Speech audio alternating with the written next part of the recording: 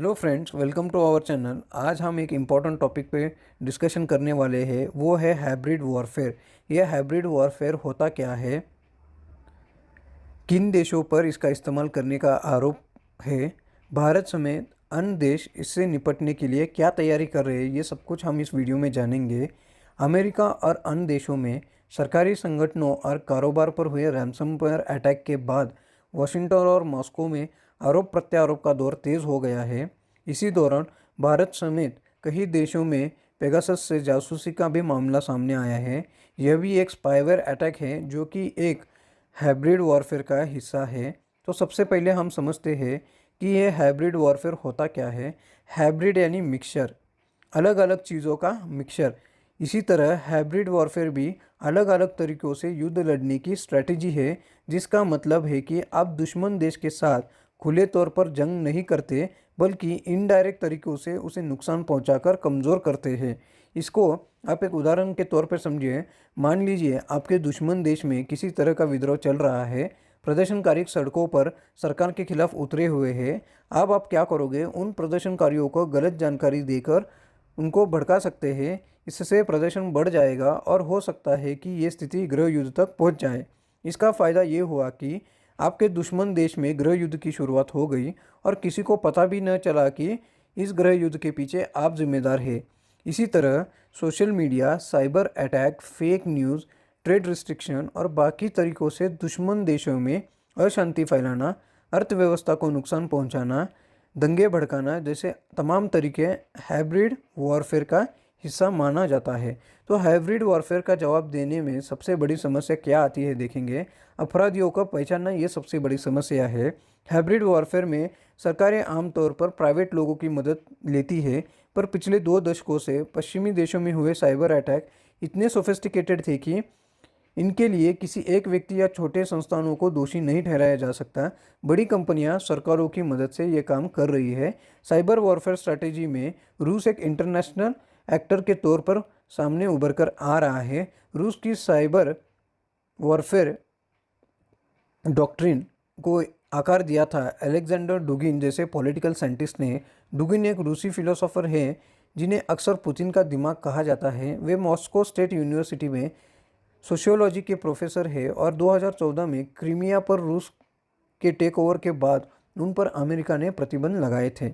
अब हम जानते हैं किन किन देशों पर हाइब्रिड वॉरफेयर के आरोप है। रूस पर है। रूस के ऊपर यूक्रेन, क्रीमिया, जॉर्जिया और अमेरिका समेत कई देशों के खिलाफ हाइब्रिड वॉरफेयर का इस्तेमाल करने का आरोप है। रूस ने इन देशों में साइबर अटैक और रणनीतिक परिस्थितियों का इस्तेमाल कर हाइब्रिड वॉरफेयर को अंजाम दिया था।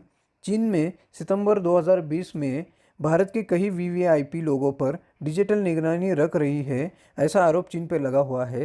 राष्ट्रपति, प्रधानमंत्री से लेकर कई बड़े अफसरों के नाम इसमें शामिल थे, जिनका डिजिटल डेटा चीन द्वारा रिकॉर्ड किया जा रहा था। ईरान में भी 2006 में इजराइल और हिजबुल्लाह के लड़ाकों के बीच हुए युद्ध को हाइब्रिड वॉरफेयर का एक उदाहरण माना जाता है। ईरान पे भी इसका आरोप है। क्या सिर्फ साइबर अटैक को ही हाइब्रिड वॉरफेयर कहना सही होगा? तो ये गलत होगा। चीन पर अक्सर आरोप लगते रहे हैं कि वह कर्ज या अन्य उपायों से स्ट्रैटेजिक रूप से महत्वपूर्ण गरीब देशों को अपना बनाता है, धीरे धीरे इतना कर्ज दे देता है कि वह देश पूरी तरह उस पर निर्भर हो जाते हैं। हम पाकिस्तान में ऐसा होते देख रहे हैं। ये भी हाइब्रिड वॉरफेयर का ही हिस्सा है। पहले कर्ज दो और उनको रणनीतिक तौर पे और महत्वपूर्ण जगहों पर कब्जा कर लो। पहले यह काम अमेरिका और रूस ने भी बड़े पैमाने पर किया हुआ है। अब हाइब्रिड वॉरफेयर से निपटने के लिए देशों की क्या तैयारी है देखेंगे। हाइब्रिड वॉरफेयर के बढ़ते खतरों के बीच अलग अलग देशों ने इसे निपटने की तैयारी भी की है। यूरोपियन यूनियन ने हाइब्रिड फ्यूजन सेल बनाए हैं। इसका काम साइबर हमलों से निपटने के लिए देशों के बीच रणनीति तैयार करना है। यूनिवर्सिटी ऑफ साउथ वेल्स के international centre for policing and security ने यूटर रिसर्च नेटवर्क बनाया है। इसराइल और यूरोप के 13 देशों के साथ बनाए गए इस नेटवर्क के जरिए आतंकवाद विरोधी, सुरक्षा और न्याय के क्षेत्र में देशों को रिसर्च आधारित नीतियों को बनाने में मदद करता है। नाटो भी पीछे नहीं है। नाटो भी हाइब्रिड वॉरफेयर से निपटने के लिए देशों को अलग अलग सुविधा मुहैया करता है। चीन भले ही खुद इस तरीके का इस्तेमाल दूसरे देशों के खिलाफ करता है, लेकिन चीन ने खुद बेहद सख्त सोशल मीडिया पॉलिसी लागू कर रखी है। दुनिया भर में पॉपुलर हुए सोशल मीडिया ऐप्स और साइट चीन में बैन है। तो चीन की ये स्ट्रैटेजी है। हाइब्रिड वॉरफेयर को लेकर भारत की क्या तैयारी है देखेंगे। यह काम खुफिया एजेंसियों से लेकर सुरक्षा एजेंसियों का है। वह इस पर काम कर भी रहे हैं, पर लद्दाख की सिचुएशन देखते हुए हम चीन से बहुत पीछे हैं। 2013 में ही 3 वॉरफेयर स्ट्रैटेजी पर काम शुरू चीन ने किया था। नई दिल्ली स्थित think tank national security council secretariat की पूर्व डायरेक्टर तारा कार्ता का कहना है कि चीन की स्ट्रैटेजी साफ है। देश और बाहर लोगों को एक राय बनाना, साइकोलॉजिकल वॉरफेयर के जरिए दुश्मन को यकीन दिलाना कि ताकतवर चीनी सेना के सामने वह नहीं टिक पाएंगे। ऐसी एक चीन की स्ट्रैटेजी है।